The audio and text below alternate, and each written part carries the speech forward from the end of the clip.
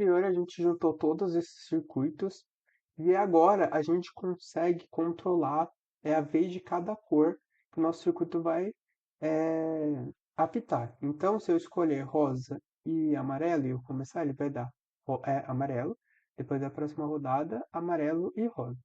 E a gente controlava por esse botão do jogador acertou. Então, como a gente vai fazer para saber se o jogador acertou ou não? Então, eu abri aqui comecei esse novo circuito, que é aquele circuito que a gente fez, que controla a rodada, então ele vai passando, a gente vai usar depois. E como que a gente vai fazer? A gente vai usar também flip-flops, bem parecido com o que a gente usou aqui, desse de sequência, ao invés de um a gente passa para um e para outro. Por quê? Porque cada rodada o jogador ele vai inserir uma quantidade X de valores. Aí isso depende do tamanho do circuito que você estiver fazendo. Como a gente está fazendo com, desculpa, com, com três, a gente vai fazer apenas três conjuntos de flip-flop. Bom, qual que é o flip-flop mais adequado para a situação? O T. Porque o D ele tem a questão do delay e faz diferença. Depois, mais pra frente, eu vou explicar. Mas a ideia é muito parecida com essa daqui, que é assim, ó. A gente vai ter um conjunto de flip-flops. Deixa eu colocar aqui. Um conjunto de flip-flops. Ops. Aí, conjunto de flip-flops. Que vai significar cada entrada que o jogador vai fazer. Então, ó. Vamos lá.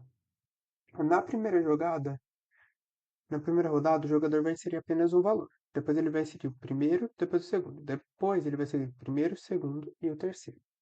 Porque é assim que funciona o nosso jogo. Então, o que a gente vai fazer ele funcionar? A gente pode ligar aqui diretamente no. Se for esse end, ele funciona como um if de programação, né? Então, se for a primeira rodada, né, a gente liga ele aqui. E daí a gente vai ter esse LED que vai fazer todo esse controle.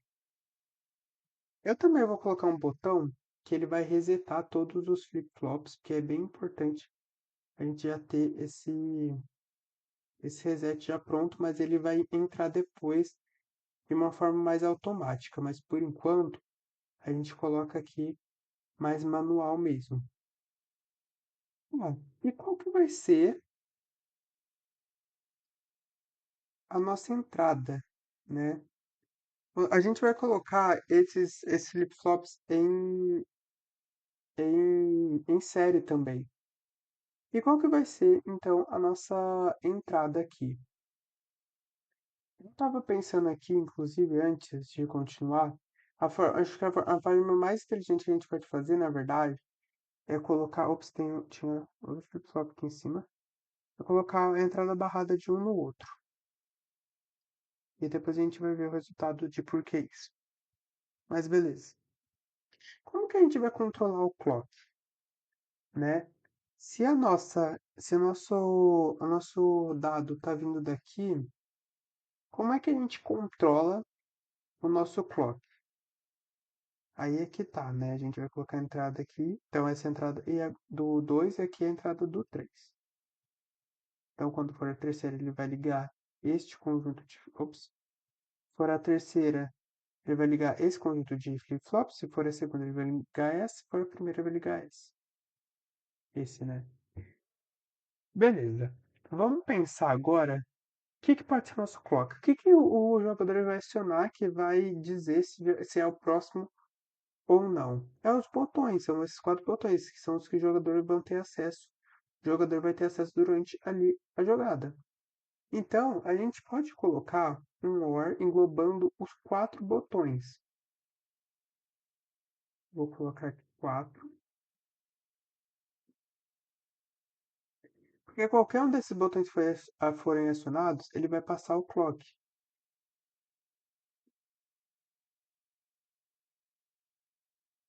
Então, vamos dar uma olhada agora. Ops, aqui não era para ter não. Beleza. Ó, vamos começar. Primeira rodada, veja que aqui acendeu. Então, apertei. O que que aconteceu? Ele não acionou. Por quê? Porque o nosso reset ele não tá barrado. Lembra que eu falei que é muito importante estar barrado, senão não funciona? Pois é, aconteceu aqui ao vivo. Então, ó, o jogador começou, ele ligou aqui, pronto, apertei, ele foi. Significa que a gente tá aqui nessa rodada. Aí o que que acontece? A gente vai colocar mais pra frente, a gente vai colocar comparador pra gente saber se o jogador acertou ou não. Eu vou ligar aqui pra gente conseguir enxergar o que tá acontecendo, né? Então, esse vem aqui e esse vem aqui. Então, vamos resetar e resetar aqui também. Eu vou até ligar esse reset aqui, esse daqui, porque daí a gente já reseta tudo de uma vez. Ó, primeira rodada. O jogador apertou, foi. A gente vai pensar que se. Ah, não, gente, eu liguei aqui, mas ele tem que ser separado mesmo. Por quê? Porque, ó, se o reset ele for junto, vai dar problema de lógica. Por quê? Ó, primeira rodada. Vamos de novo. Ops. Primeira rodada. Apertei, beleza, ele acionou. Então ele vai guardar na memória o botão que eu pressionei. Se, se esse reset ele for igual, quando eu resetar esse daqui, ele vai perder todas as informações aqui e aqui. Mas a gente não quer isso. A gente quer resetar apenas esse daqui. Então o que que a gente vai fazer?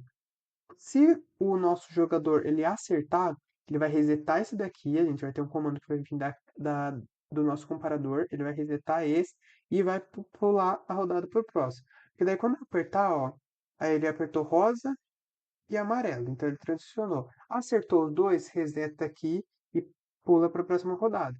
Depois rosa, amarelo e azul. Aqui ele deu algum erro, inclusive. Vamos ver o que que pode ter acontecido. Tá duplicando os flip-flops, eu não sei porquê, ó. Estão aparecendo na frente um do outro. Deixa eu ver se tem mais algum duplicado. Beleza, vamos ver o que que pode ter acontecido aqui que esse flip-flop deu problema. Ops. Vamos olhar, ele vem aqui. O, o, o C tá funcionando. O nosso T ele vem daqui. O T está vindo daqui. E o T também está vindo daqui. Então, o que está acontecendo? Vamos testar de novo, só para a gente poder achar esse erro. Ó, vamos já começar do terceiro já. Ah, sim, é porque. Não, ele na verdade está funcionando, eu que não prestei atenção. Ele é que a gente fez, por isso que eu coloquei o T, porque a gente vai trabalhar com códigos binários, um número binário. Então, ó, vamos resetar de novo para mostrar? Na 3, ó, ele vai fazer 001 é 1. 010 é 2 e 011 é 3. Então é isso mesmo. É que ele não tinha prestado atenção nisso, não estava atento, mas é exatamente isso que era para acontecer. Eu achei que tinha repetido esse daqui estava interferindo aqui, mas na verdade não é exatamente isso. Então agora a gente consegue controlar como que qual é a vez de cada um dos números. Por quê? Porque se a gente clicar no rosa e esse com- e esse e o nosso circuito estiver todo ligado nas memórias, o rosa ele vai ir para toda a nossa memória. A gente quer que o rosa vá só para a nossa primeira memória. Então agora a gente consegue controlar qual memória a gente quer que vá o nosso circuito. Então o que que a gente pode fazer, inclusive?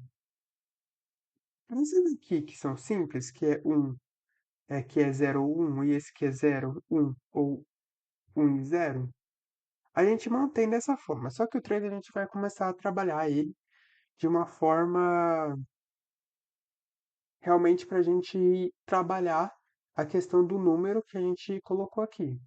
Então o que que a gente pode fazer? A gente vai colocar um end para a gente verificar se está tudo certo.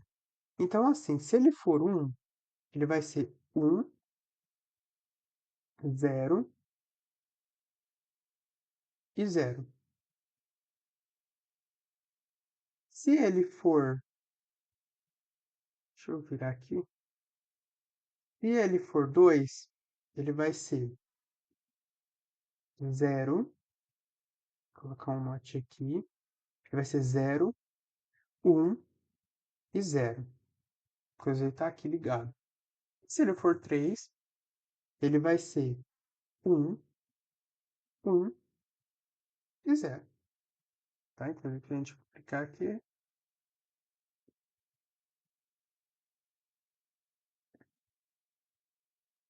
Ai, apertei o errado. Mas, enfim, era esse daqui. Aí. Ele fica 3, 3, ele fica 1, 1, 1 e ele aprova aqui. Por que a gente vai fazer isso? Porque agora a gente consegue controlar para qual memória a gente vai salvar. E na próxima aula a gente vai ver como fazer uma memória muito parecida com o que a gente fez na memória paralela aqui, com essa daqui, das cores, mas para os nossos usuários, para os nossos jogadores, para que a gente consiga salvar o que ele quer, o botão que ele apertou, para depois comparar para ver se é o certo ou não.